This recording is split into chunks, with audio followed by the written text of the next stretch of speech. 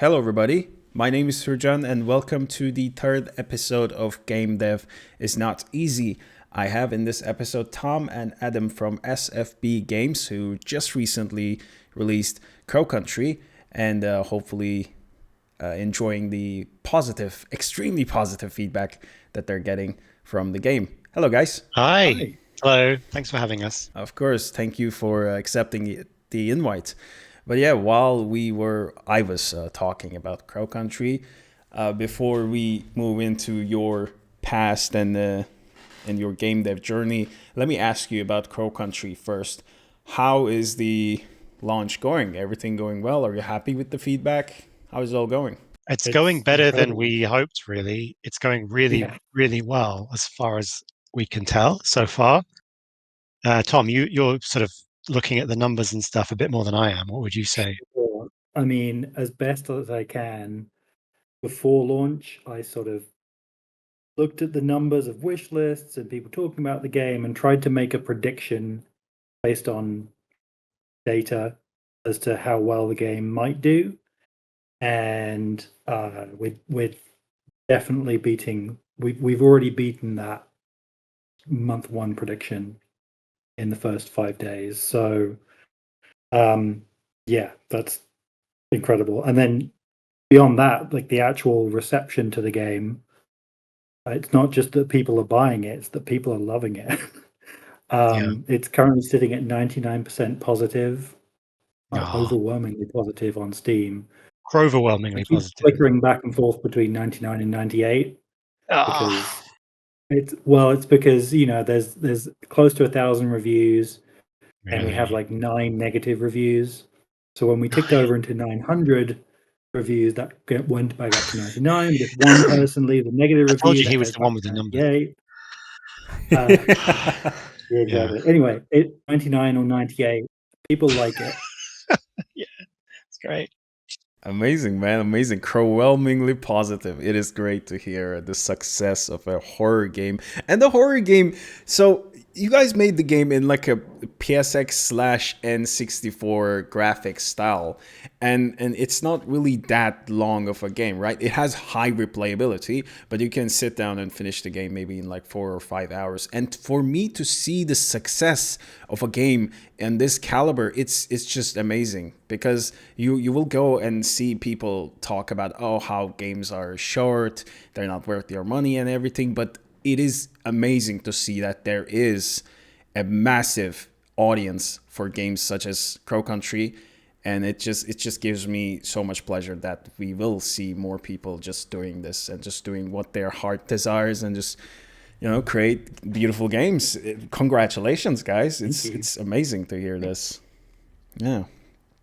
Well, not I'm not gonna go ahead with Crow Country any longer, and we will still talk about it when we are talking about other things. But just so our listeners can get to know you better, can you tell me a bit about yourselves? How did you start game development? What were you doing before Crow Country? I know you popular, contrary to the popular belief, you have a massive library of games, and I would love to learn a bit about that. Sure. So I'm Adam Vian, and I'm normally creative director, designer, writer at SFB Games. I'm sort of an artist, but as a starting point, and then branched into game design. And yeah, I've been making games for a long time. And then my brother is Yeah. Tom. Yeah. Hi, Tom. I'm the programmer usually. I have a go at business, as you can probably tell, but primarily the programmer. That's how I started out, and then branched into a bunch of different hats along the way. All right, all right. Well, so if I know correctly, you guys first started making games with Flash, right? Yeah, Yeah, and two. we still use Flash every day for other things. I use it for graphics and we use it for animation. But yeah, so we were making games in Flash and they were made for browsers. So they were made for the internet, Mhm. like Flash game websites like Newgrounds and Armor Games and Congregate. It was kind of a big thing in the early 2000s. We were part of it. Oh yeah, I used to play all the time.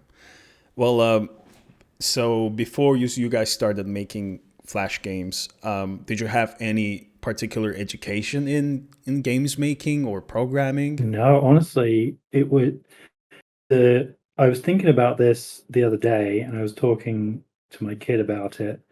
And I think honestly the inception of our entire career was a Spider-Man animation program that we had on Yeah, CD-ROM that let you make animated Spider-Man cartoons on your computer. yeah. But it was obviously very limited, so we found something else that let you make animations, which was Zara something. Hmm. And then we found something else which let you make animation, which was Flash off of a demo disc. And then we found that it had programming attached to it. And I had been self teaching a little bit of web programming, PHP, but very bare bones stuff. Didn't And you so, try and but we were program a teenagers at this website where point. I remember your first big project was an attempt to make a website where you hook up with friends that you know in some sort of Right. book. Like, basically, I'm making a joke that Tom tried to make Facebook and Flash before Facebook. Yeah. Is that right? Oh, Yeah. Like, how did that well, it go? was more, what's the other one Friends where Reunited? you, Friends Reunited, there you go. It was, yeah, it was more like that in design, but there's a 16-year-old kid in a bedroom with grand ideas and no formal training. And yeah, we were just mucking around, to be honest, teaching ourselves the tools and the Yeah. languages. And And then we got started making like parody animations. We made parodies of Metal Gear Solid and Smash Brothers and games that we liked. And then Tom was experimenting with game design in Flash, and then over the years we slowly moved from making animations to just doing games, and then that turned into a job. Took a while to get there, but it kind of slowly, organically turned into something you could call a career. Yeah, so I was about to ask that next, but first, so actually, whose idea was to make a game first? Like you guys are brothers, so you were living in the same household. uh, Tom started making Kirby's Star Scramble, right? That was the first thing. yeah, my first interactive thing was a Magic 8 Ball, Yeah, but I didn't last very long. I wouldn't call it a game, but yeah, the first game, and then like I made most of that, and then I got you to do some art for it along the way, and then we sort of more properly collaborated on the next thing. I remember where we Um, used to make games back in the day. We would make preloader games for our animations. yeah, So back in the early 2000s, if a file was 5 megabytes, that was a long time to wait for it to that was 20 download. minutes So of your time. Yeah. you'd put a game in the preloader so you could play it while you waited for the cartoon to load. So we sort of got started making games for that reason as well. It was a good time to like experiment with stupid little joke games and stuff, and then we just kept doing it. Oh man, yeah. When I just think about the Flash games, it was just such a treasure trove. Thousands of games that just and you would actually find like some real treasures in there too. Like Sure. sure, most games were maybe low effort Flash games, Mhm. which were still addictive, but some of them were like actually really cool adventure or point and click or action games. And I believe most of those people, just like you guys, are developing games still, hopefully. Sure. Yeah. So another thing that you guys kind of mentioned. So what was your first game that you actually, first started made money from? So the first game that we had to think about money, it was a game called Blue Rabbit's Climate Chaos, and it was a adventure game, adventure puzzle game. And we basically just decided that we wanted music written for it, which meant that we had to hire a composer, which meant that we had to find some money for the composer, which meant that we had to find sponsorship for the game. So I think we went to Arma Games and asked them, and they were like, "Cool, yeah, let's do this setup." And when I say sponsorship, really it was just you agree to put a couple of links to a website in the main menu of your game, and that's it, and you get paid, and then that game goes up on that website. So But that was a that huge was economy back then. Like yeah, that was yeah. how flash games of a certain size got made, was Mhm. sponsorship money. So yeah. Okay, so that was the first time you guys got received money for your game. Well, so then how long did it take for you guys to, go from that point to your first quote unquote commercial game? A while. Yeah. So that was that started out. I'd just gotten home from university. I did a physics degree and had no idea what to do with that. Like most of my friends were going into finance. I didn't want to go into finance. So I was at home. Adam was still at home doing a foundation year. His Adam's 3 years younger than me, so he was doing his first year of university uh, for art at a local university there. So we just happened to be around together for about half a year, and um, we made that game, the Climate Chaos, and then that turned into a steady, small but steady stream of income through sponsorships. And So that then oh, go on. I sort of realized that I wanted to make games, so I went off and got a real job doing that, quote unquote, making Mm. Flash games. And then Adam had to go to university, for 3 years, and so we weren't living in the same place anymore. So our cooperative game making took a bit of a dip for 3 years, but essentially, as soon as Adam got out of university, we I'd quit my full time job and I was doing freelance for CBBC and Google and all sorts of stuff, all doing Flash games. Mm. And Adam, you got a couple of jobs doing that with me, right? Yeah, Like yeah, fresh yeah. out of We did university. some real work with real Um, companies, but not a lot, just bits. right. And so around that time, then we entered a game jam in London called Game Hack, and we won the first prize, which was fantastic, and we won one of the other prizes as well, I think. But I think the first prize was awarded, and it was sponsored by Sony, and the prize was a PlayStation Vita dev kit. And so we were going to receive this Vita dev kit, and someone we knew, Ricky Haggett, from the London game development scene, that we were sort of on the periphery of. Like we'd been hanging out in, you know, pub meetups and that sort of thing, thinking about doing more games.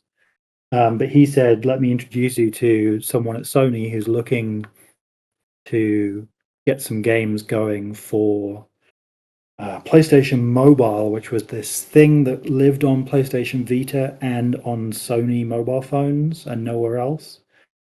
Um, but so we ended up getting a little bit of funding for that, and it was the first time we released a game for money, for sale in a shop.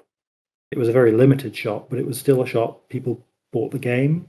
We earned money from the sales, So and that was Haunt the House Terror Town, which is kind of a yeah, sequel to a Flash game we'd made for 3 years ago called Haunt the House, which was quite popular. And Haunt the House Terror Town launched on PlayStation Mobile, as Tom said, and PlayStation Mobile was kind of an ill-fated platform. It never really amounted to much. But we ended up with a game that was quite good. And right, what Tom then did is, okay, we're going to put this for iPads and stuff. And then that became a kind of, oh, this is now selling, right? right, Like for the first time and we have a on product that's PC as just well. selling. Yeah. So I guess Steam and the iOS with Haunt the House. And then very quickly after that, Detective Grimoire Secret of the Swamp. So we had these two games that we were selling on iPads and on Steam. And it was just suddenly like, oh, this is a thing now. We're earning money doing this. Kind of great. Right. Yeah, whenever I was talking about Home Country on Horror Visuals, a bunch of times I noticed people were also referring to Haunt the House and Detective Grimoire and Snipper Clips. So that was kind of like my first instance of learning that you guys actually had other games. I also thought Crow Country was your debut, but then I checked your website and oh my god, tons of games. Yeah, it was surprising. But so then Haunt the House was kind of your first commercial entry into PC gaming, or like Yeah. the gaming in a bigger scope. Yeah.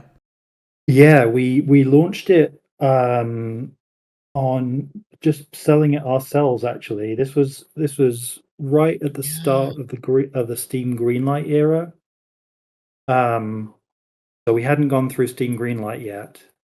These days, you don't even have to do that. You just pay your money and put a game on Steam. But back then, you had to go through this process where you had to get a bunch of votes, I believe, that people say, yes, I like the look of this game. It should come to Steam based on video, screenshots, description, that sort of thing. We hadn't done that yet. So we released the game on Halloween. And we, from our Newgrounds days, we were friends with Aaron Hansen and I've forgotten Ross's surname now. Russ O'Donovan. Ross O'Donovan, there we go. From Game Grumps fame, and they played our game on their YouTube channel, which was a huge channel at the time. I mean, still is, but it was one of the it was one of the top gaming channels, like No. top 5, I think, back then. Yeah. And then 3 days later, PewDiePie played it back when that wasn't a bad thing. And yeah, like it just took off like a rocket. But we were only selling it through our own website using the Humble's widget that let you sell direct downloads of your game. Like, Forgot about that. Yeah. It was pre-itch sort of stuff where people could just pay through PayPal, and Humble would handle the payment, and then it would just give them access to a zip file that they download and play. So, sales were amazing for us, but still fairly limited because people had to find our website and then trust that this weird little widget is giving them a game, not some horrific virus. But so about half a year later, we launched onto Steam after a very, very speedy Steam Greenlight process. And that's when sales really was steady for the first time because people trust Steam. And they did back then, they do now. So they were happy to purchase the game through Steam without any reservations. And it let people find the game as well. So both games. So then, was the release of this game on Steam, was this the first time that you both just thought like, okay, we don't have to really work for other companies, or were you still doing that? Right, we'd stopped doing freelance at that point, just because we were able to get sort of some grant funding and some very small publisher payments at the time. But Adam and I, we were both living alone and very minimal lifestyles, so we were able to subsist off of quite low amounts of money at that time. But so yeah, once the Steam kicked in, it meant that was looking like it was going to be sustainable for the foreseeable future. And then we started work on the next thing, I guess. Okay, so then before this, before you started getting a stable income through Steam or your other endeavors before Steam, so you told me you were, while making games, you were also doing freelance work and such. Can you guys give me a bit more detail on that? Just because I know this is a pain point for a lot of indie developers.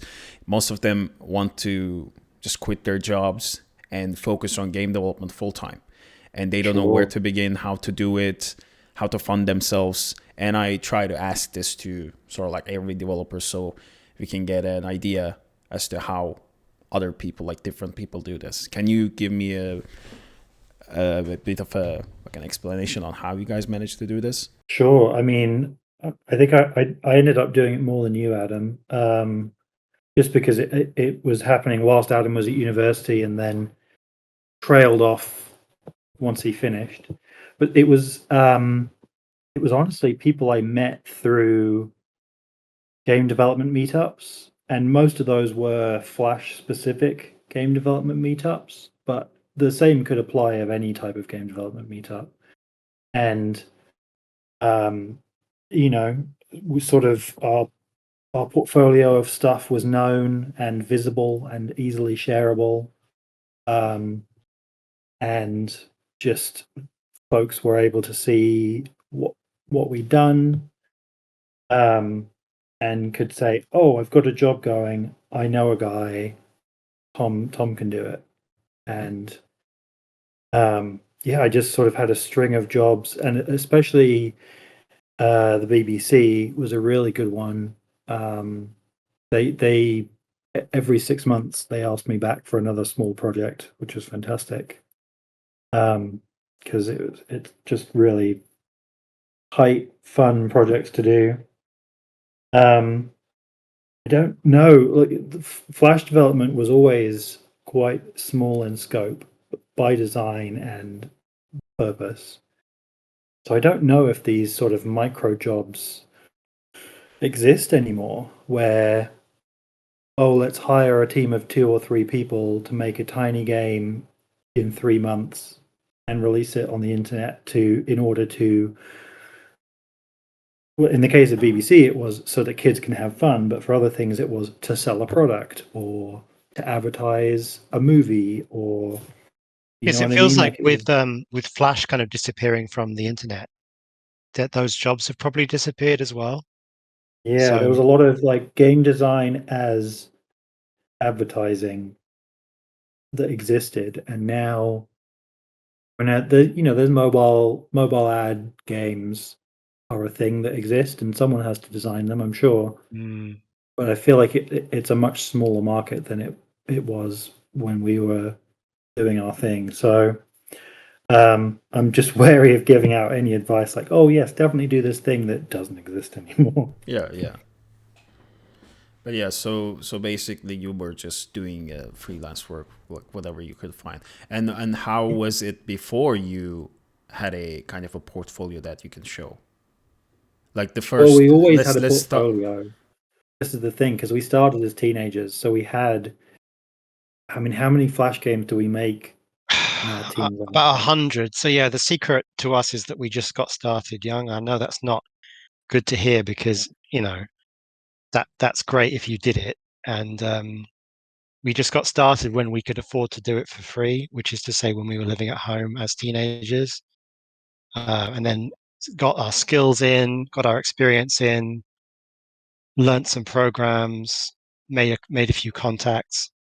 And then me specifically, I was just kind of very lucky. Right at the point in my life where I needed to be earning an income, it kind of just happened as a natural part of that growing process. Like, oh, suddenly we were able to make something that's good enough for Steam and iOS, like just as I finished university. So, yeah, I just kind of got in early enough to build up the skill levels, but that's not helpful for anyone else to hear because it's just kind of very specific to me.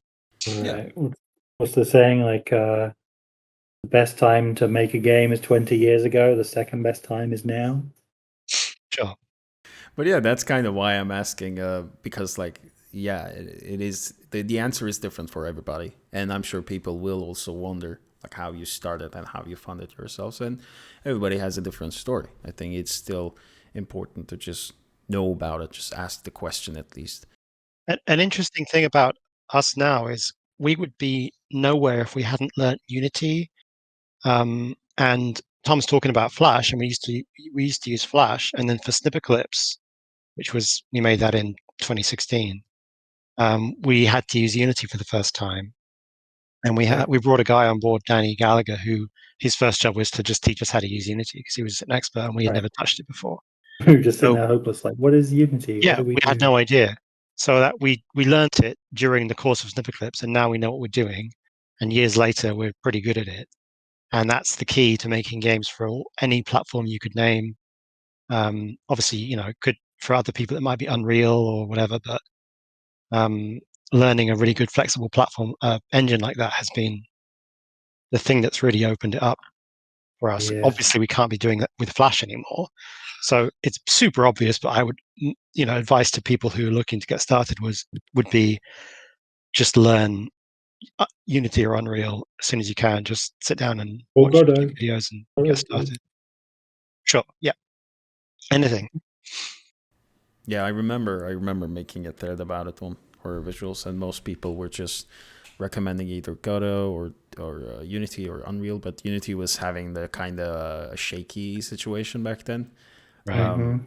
Yeah, and a lot of people were just running off to Godot and Unreal. But yeah, learning those three at least, I think will help people at least learn how to design games on a general basis.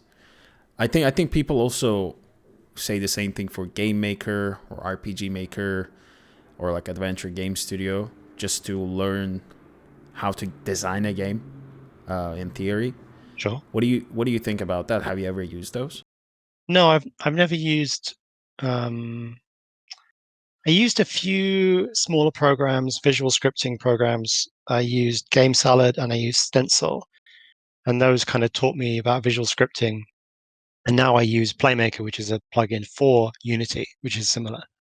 But obviously, we got started making games in Flash, so that was kind of how we learned the process of design. So we sort of jumped from Flash to Unity without really doing anything real in between. But I hear good things about people making games in those programs. I just don't have any experience with it. Yeah, I started tweaking with RPG Maker, and I kind of understand why people say that. Like, maybe it's not a platform that you can actually make a commercial game. You can actually do it, but it's kind of hard to sell those games because of how they look or play. But I can kind of see that they are good platforms to learn how to design a game. So I can kind of see why people say that. So then another question would be, so you just released Crow Country and now you are making what was his name, the Mermaid Mask. Is that your next game, or are you working on something else? So yeah, officially the Mermaid Mask is our next game. It's been our current project for longer than Crow Country has existed. It was on hiatus for a while. It's been quite slow for various reasons. But yeah, pretty much ever since Tangle Tower was wrapped, we've been quietly working on a follow-up game. And that has been the Mermaid Mask, which we revealed towards the end of last year with a demo and a trailer and everything. And it's gone a bit quiet since then because we've been so busy with Crow Country. But yeah, we're getting back to that now. So that's a murder mystery detective adventure game. As I mentioned, it's a follow-up to Tangle Tower, which was a follow-up to Detective Grimoire Secret of the Swamp.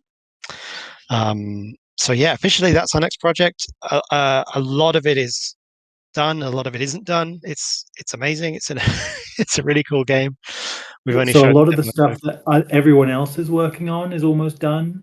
But then Most, because Adam and I have been pro countrying for a while now, yeah, the bits that we need to do are behind where everyone else is. they are So a at bit, some point, yeah. we're just going to sit down and it will just be Adam and I again, pretty much. Yeah, so for sort of last year, the year before, I was splitting my time between the two projects. And then more recently, in the last sort of 6 months, it's been pretty much I had to spend all my time on Crow Country to get it out the door. But that's done now. So, well, ish. So yeah, back to Mermaid Mask. And then we haven't announced anything else. Obviously, there's other stuff we want to make. Mm-hmm. Well, yeah, I'm a big fan of mystery adventure games, so I'm gonna be looking forward to that. I could actually go ahead and play Tangle Tower. So, are you also developing this in Unity? Yep, that's Unity as well. All right, Yeah. all right. Well, including these games and Crow Country, and I guess all of your catalog, maybe except a few games, you have always self-published your games, right? Yeah, so Snipperclips was published by Nintendo because it's a Nintendo-owned game. I think they call that one second party because it's sort of owned by them. Yeah, it's in a weird Help with space. development. So yeah, Snip Eclipse is a Nintendo game, and they did all the publishing, all the marketing, everything. That's the only time that we've completely had it done by somebody else. And then Tangle Tower, it wasn't published by Apple, but it was distributed on Apple Arcade at launch. So that was kind of a thing that they helped with, and there was some funding there. So that was kind of a halfway house. But apart from that, yeah, we tend to self-publish, which is easier. Yeah. I don't know. Yeah, I was going Easier to if ask. you can do it. If you can get away with it, yeah. We've been fortunate enough that we've been able to, move from thing to thing to thing, and be able to self-fund.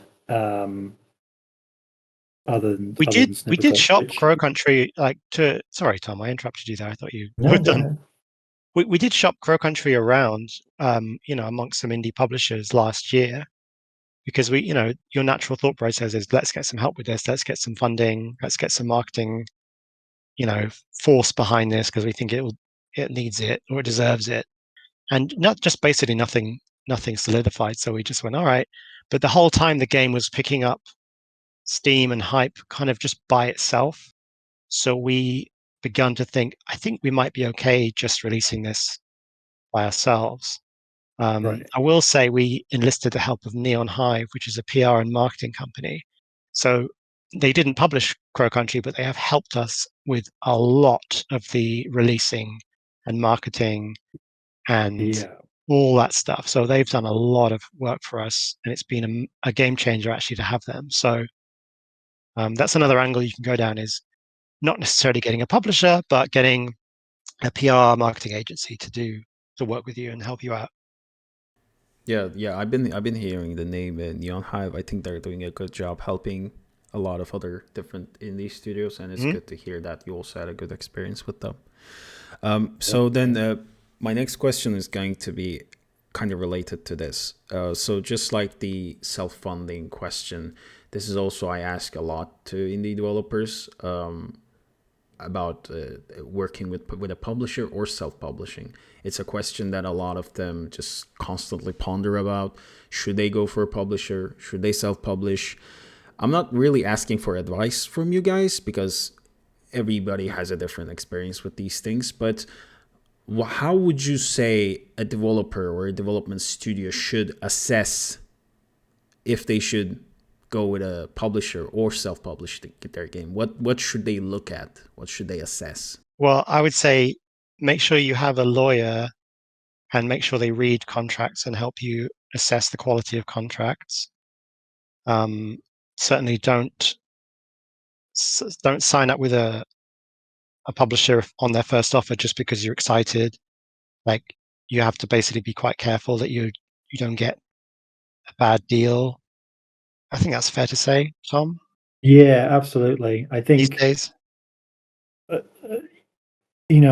think the game is a bit of contract tennis, where they'll serve their opening shot a little bit in favor of them, hopefully only a little bit, but you should then knock it back and make it a little bit more in favor of you, and back and forth until you reach an equilibrium. But I think some people are so keen that they just take it and run with it, and then you can't undo that once it's signed. obviously, look at that publisher's previous games and how they marketed them, and make sure they're capable of doing what the game needs to actually lift it up. Otherwise, it's ultimately not worth it. Right. So, yeah. And don't just look at their hits, look at their full catalogue. Like, if you've heard of a publisher because you've heard of one game that they've published, is that game a massive success because of the publisher, or is it a massive success because it's a great game that hit lightning in a bottle, or something else, like a huge streamer played it, or something else? Right. Consistency is better than mega hits and whispers. You want to look for a publisher who can consistently at least make a game pop in front of the right audience. The best thing to do, nothing and it's something that we're in a position of privilege to be able to do, is to ask your peers and find someone who's worked with said company and just see what they said about the experience.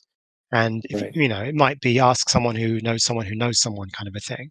That's the best thing you can do, is be like, okay, what happened when this publishing company helped this developer, like anecdotally, because then you'll know what's really going on. And if you hear good things, then that's a major green flag. Right. Obviously, And that's obviously what they're you do not if you going to can. get into the details of their agreement, because usually those things are under NDA. But Right. you can at least get a vibe check. Like, were they good to work with is not ever under NDA. So yeah. Yeah, when I had a chat with Erdorf on another episode, this is kind of what he also said, just to talk to other people. I think when it comes to game development and to finding a publisher, talking to other people is actually so important. And you shouldn't like sit down and think about, oh, am I boring this person with my questions about their publisher? Because boring someone is not as bad as signing a bad contract. You should That's right. absolutely, yeah, you should absolutely talk to anybody that you can talk. Just check with them if you should go with this, if you should not go with this, because there are some terrible deals out there that I hear about, and Yeah. I hate to see indie devs falling into those traps. So I think it is really important to just talk about Yeah. these. And by and large, game developers are delighted to share their experiences with everything. If they have the time and if the question is asked politely in the correct forum, then I can't imagine most game developers wouldn't be happy to share a little bit. Obviously, if you're pestering someone, that's different, but it's a quick email to say, hey, here's my situation. Like, I've seen you've done XYZ. I'd like to ask about it. And then some simple yes no questions, even. Totally fine. I read a study a few years ago that said that if you want people to like you, then it's much better to ask a favor than to do a favor. Because if someone does a favor for you, they feel good about themselves and you get that weird shine off of it, apparently. So I think a lot of people are really hesitant to impose or ask a favor of someone that they maybe haven't met or don't know. But just by being in the same industry, I feel like that's enough connection to at least make giving it a go worth it. Like just shoot an email. It can't hurt. I feel like No one's gonna feel bad about you. now that we've sat here and said that, I need to apologize to everybody who's DM'd me that I haven't responded to. Well, yeah, I did say the caveat earlier, if they're not busy, which at the yeah, moment it's been a bit our inboxes extreme are in recently. ruins. Yeah, I think people understand. Crow Country was a massive release, and you guys must be busy with everything. That's why, just for the listeners to know, I was actually thinking about doing the episode last week, but then I told them, you guys must be so busy with everything, so let's do it next week. And that's why we're doing it this week. Oh yeah, But yeah, so I can just imagine. But yeah, coming back to that, developers, like, they would love to help people with this. I also noticed that more and more these days that indie game developers have become this closely knit community, and they just try to help each other instead of competing with each other, which we see a lot in the bigger AAA gaming. But when it comes to indie game dev, it's very closely knit, especially horror. Like, I know horror a lot more because after I also formed the horror games community, I also noticed people were, coming around these horror showcase threads and just supporting each other, retweeting and following and giving each other feedback. That's when I noticed, like, yes, there is this closely knit community here, and these people got other people's back, and they don't want you to sign a shitty deal. So send those DMs, people. Send those emails. Absolutely. Yeah, rather than signing a shitty deal. Well, so then you guys made your own marketing mostly, right? Yeah, marketing wise, it was Adam made a ton of amazing stuff in the 90s style. Yeah, well, we kind of just mostly been based on Twitter. That's our biggest reach of any social media, so we've mostly been using that. And the game, Crow Country in particular, just kind of took off on Twitter.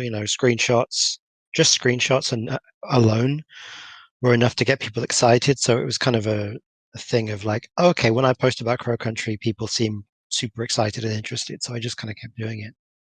And then, yeah, closer to release, trailers and posters and memes and all kinds of stuff just kind of wrote itself with the style.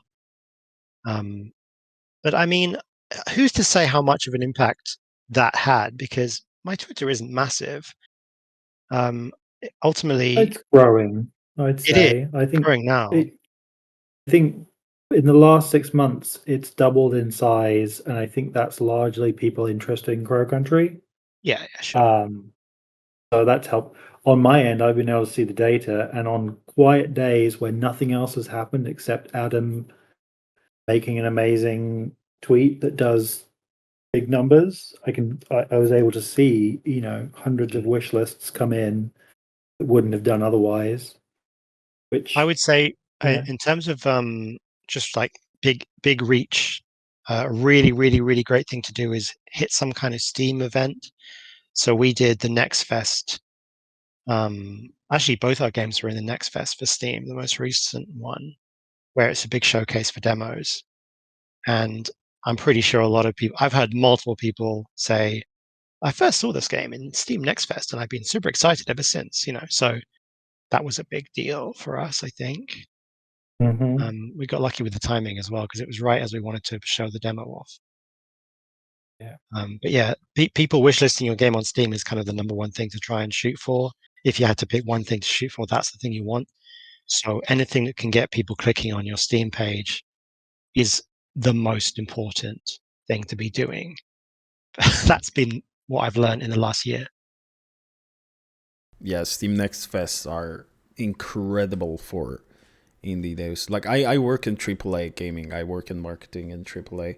And like even for us, even though we are a AAA company, Steam Next Fest is just amazing reach. You just Mhm. you put a demo there because people will inevitably go through those demos and download demos and play them and then hopefully wishlist them. So it is just incredible reach. And if you can go go submit your game in Steam Next Fest, you should absolutely do it. So it didn't really surprise me that Crow Country got a lot of reach from there too.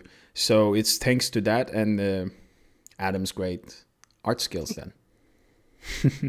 Yeah. And it's also like Crow Country speaks to the nostalgia that people have for that era of gaming, and Twitter is largely used by people our age, I guess, like millennials and such.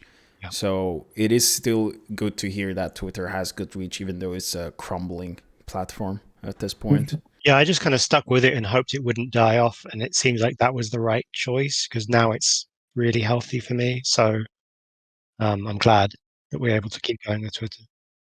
I did a bit of experimentation on TikTok, and um, I've had a couple of videos there blow up. 800,000 views on a Snipper Clips one, and 600,000 views on a Haunt the House one. But Crow Country hasn't seemed to catch on with the TikTok crowd yet for one reason or another. Maybe it's just my video editing skills. Um, but yeah, like those other games that are more recognizable and more colorful seem to do orders of magnitude better there. Whereas on Twitter, Adam's screenshots alone of Crow Country would have people, you know, retweeting in their hundreds and thousands. So, um, yeah, it's just strange how these different platforms Yeah. do different Yeah. things.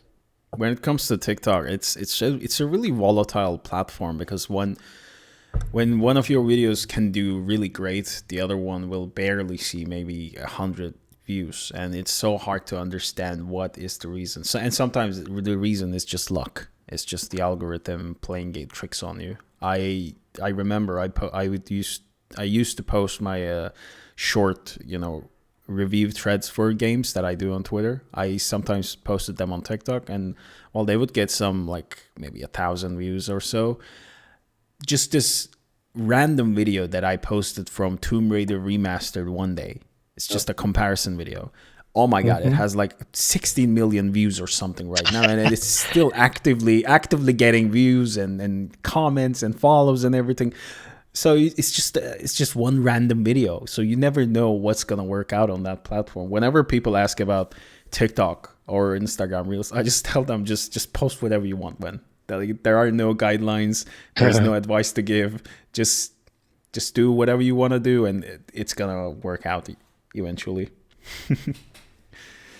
But then, so that brings me kind of my next question, because I saw your art for Crow Country, like those I don't know, magazine covers that, or like advertisements that you kind of did the mock-ups. So Crow Country has like a really distinct visual look. It's a mix between PlayStation 1 and N64, I would say. It reminds me of Final Fantasy VII and some games from Nintendo 64. So this is a really drastic switch when we look at your other games.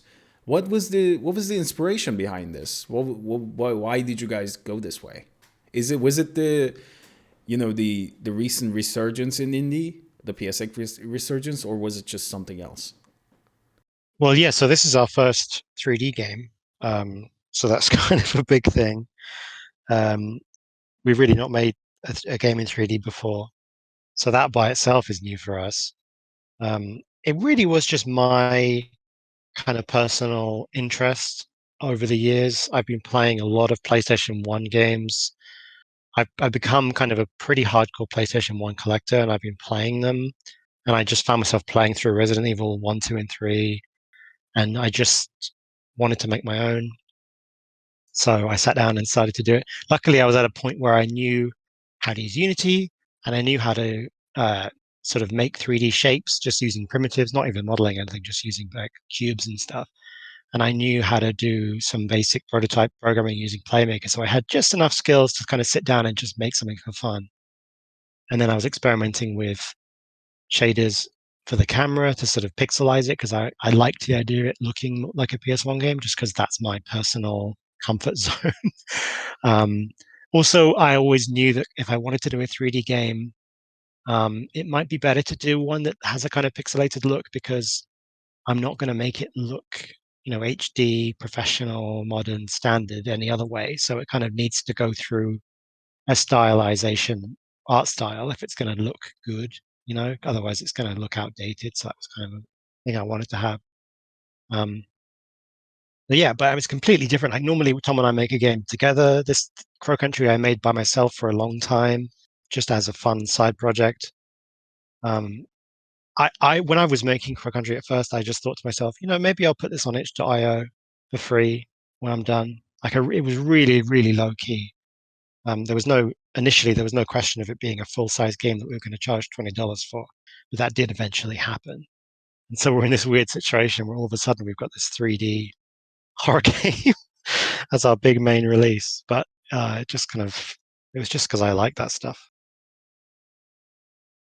All right. Well, I mean, I'm glad.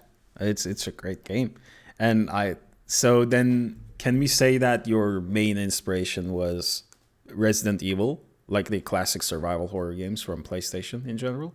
So definitely Resident Evil 1 and 2, specifically the mansion in 1 and the police station in 2. They are basically little 3D Metroidvanias in terms of how you unlock that space. So I really, really like those games because they have an amazing sense of place.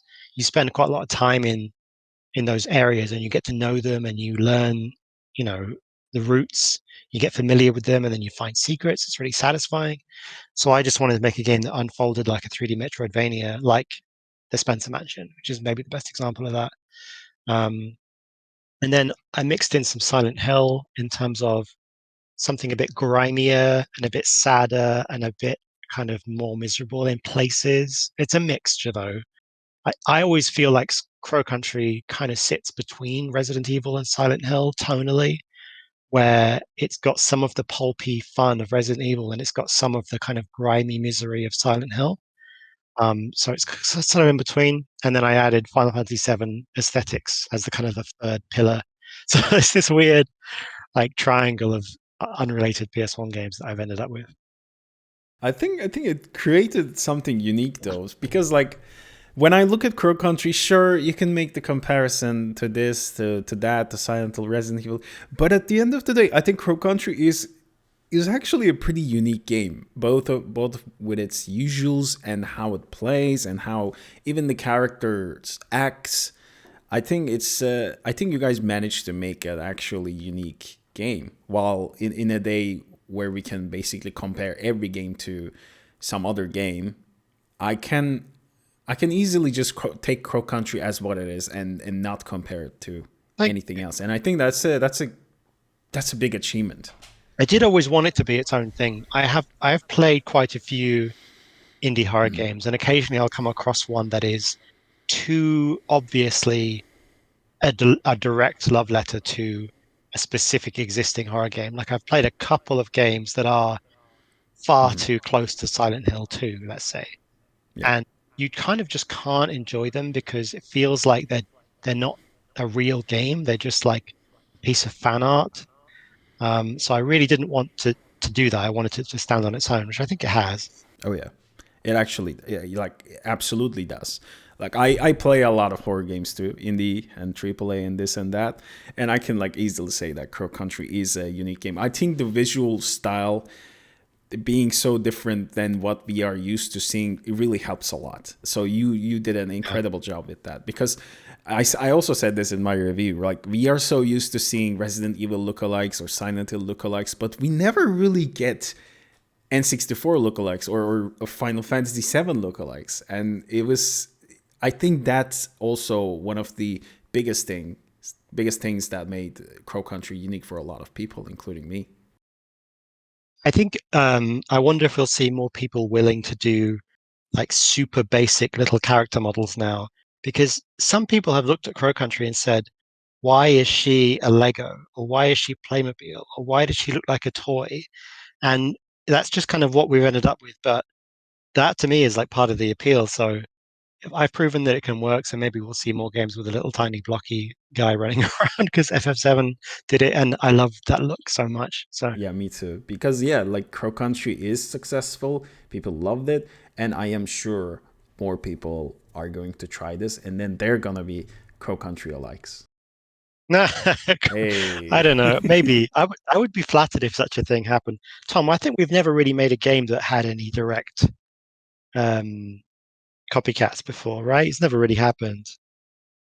Our games No, are kind not of since copied our just like. Flash game days, Oh, okay, um, yeah. which is something on a different scale entirely.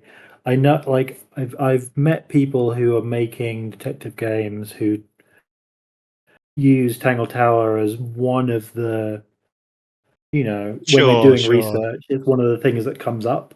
But it's Yeah, not no, like that's it's absolutely the case. right. Although It's Tangle not like it's Tower is like, oh, just I'm making Ace a Tangle Attorney. Tower. Like it's, oh yeah, here's one of the things when I Google Yeah, detective yeah. games, Tangle Tower comes up. I mean, it's hard to take credit though, because Tangle Tower is just Ace Attorney plus Professor Layton already. So it's kind of like a big soup of Oops. existing stuff. Anyway, yeah, if we see anything that resembles a Crow Country alike, I'll be absolutely thrilled, because that would be some mark of success for me, I guess. Oh yeah. Yeah, I would love to see more games, because while I do appreciate the Silent Hill or Resident Evil lookalikes, at the end of the day, they usually don't go or don't try to go beyond that. So I would love to see something different like Crow Country. I mean, I would also say Signalis is its own thing. Like nothing else really looks like Signalis. They take elements of Metal Gear Solid 1, and, and they mix it in with Resident Evil stuff, and that game's pretty unique visually. Very unique, actually. And that was a success as well, Yeah, it obviously. was my, I think it was my like horror game of the year of its release, and it was the case for a lot of people too.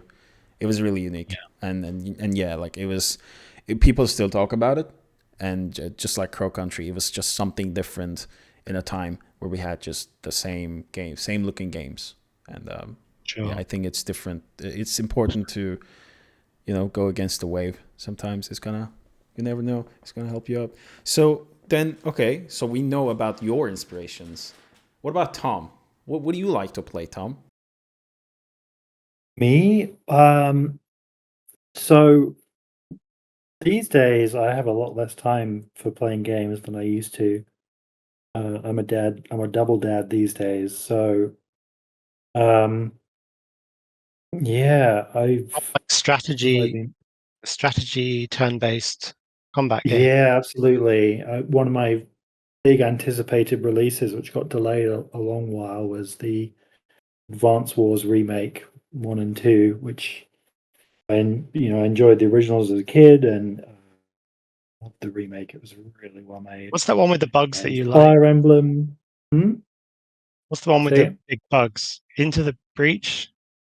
Yeah, Into the Breach is um my game design inspiration forever, because that thing is so tightly designed, Right, there you go. nothing else. So if you see an SFB game, turn-based strategy combat game, Yeah. you know Yeah, who's it's my behind turn it. next. I've Please do, I've yeah. not had time to go away and make a hobby project for 2 years by myself, but Well, I'll start now, and I'll see you in 5 years' time. right. Hey man, I would play. I love RTS games, even though I suck at them. I love playing those games and just get my ass kicked. I'm a big fan of those Total Warhammer games, and I'm so bad at them. Mm, But yeah, hey, if you make one, I'll be there first day.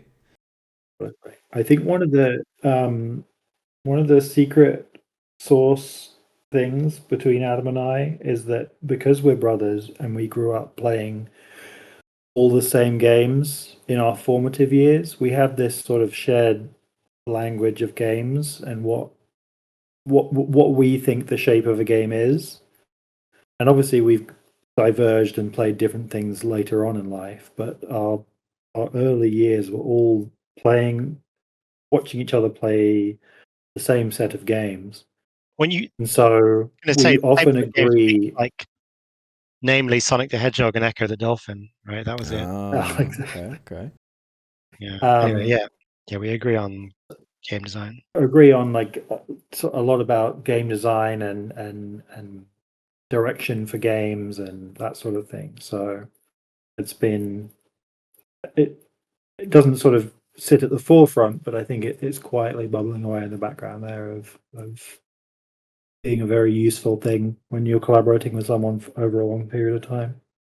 Yeah. Mm. Being brothers and making games together. It's like you're this single entity who can also do art and who can also program and who can also do business, and it's just this one. That's my number one piece of advice: have a game design sibling. Well, pairs of brothers making games together is kind of a historical thing that's happened multiple times throughout history.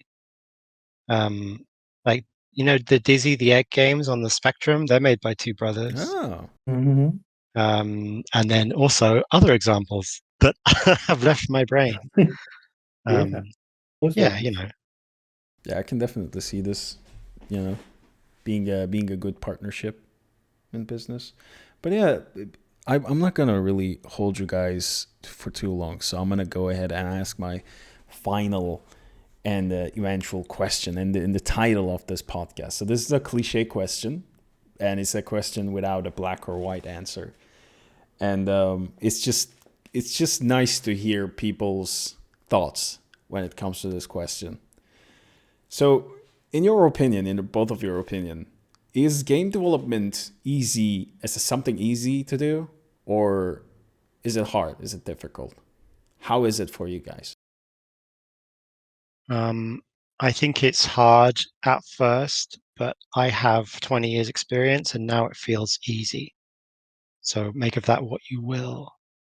Yeah, I think the hard bit at the beginning is easier than it's ever been. So I think someone starting out now might not need 20 years of experience Mm, behind them to to to catch up. It might be a lot shorter of a route because the tools are so good, the communities are so good, the availability of tutorials and teaching materials is better than it ever was when we were growing up with this stuff. So yeah, it's less hard than it was. And the bit in the middle is probably the easiest, where you're just having fun making a game, and then the end bit of game development is always hard, no matter how many years of experience you've got. There's no there's no way you can make that less hard. I don't think it's just it's always going to be hard finishing a game, releasing a game. mm. Yeah, pretty much. Yeah, I think that's a good answer, like a combined answer. And I'm gonna cheat and ask us additional question, kind of related. Was there at any point either one of you or both of you ever thought, you know what, man, game development really isn't working. I think we should just do something else. Was there at any point at a time that you guys thought about something like that? No, I used to do comics. I used to draw comics, and I put a lot of time into that, years of work into that. And I didn't stop making games. I just did it in the gaps between making games. And comics, in comparison, is just as much work, but it's completely thankless, and there's no money in it. So I was basically like, "Oh, games is great. Let's keep doing this."